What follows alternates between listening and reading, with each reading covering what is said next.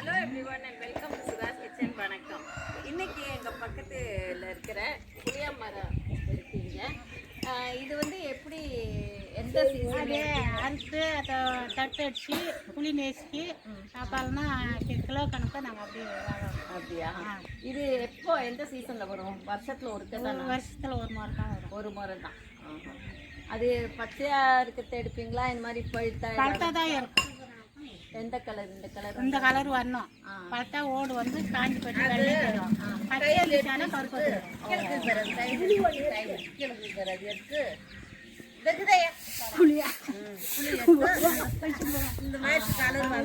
Colour வரணும். இப்படி இருந்தால் அது கரெக்டாக இருக்கு. கரெக்டாக இருக்குது கரெக்டாக. அப்புறம் பச்சை இருந்துச்சுன்னா அது பச்சை காய் அது நெசுனா நல்லா போயிடுச்சு ஓடு ஒட்டிக்கும்.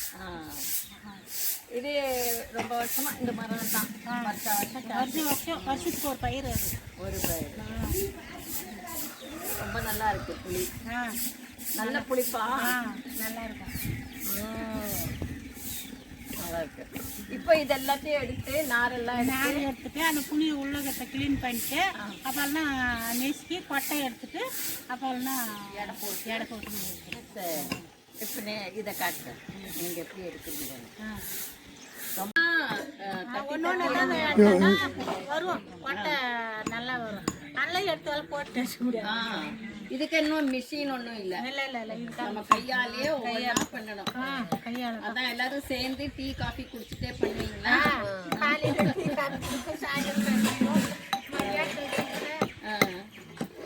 டிஃபனு மத்தியானத்தில் சாதம் எதுனாலும் செஞ்சுக்குவோம்.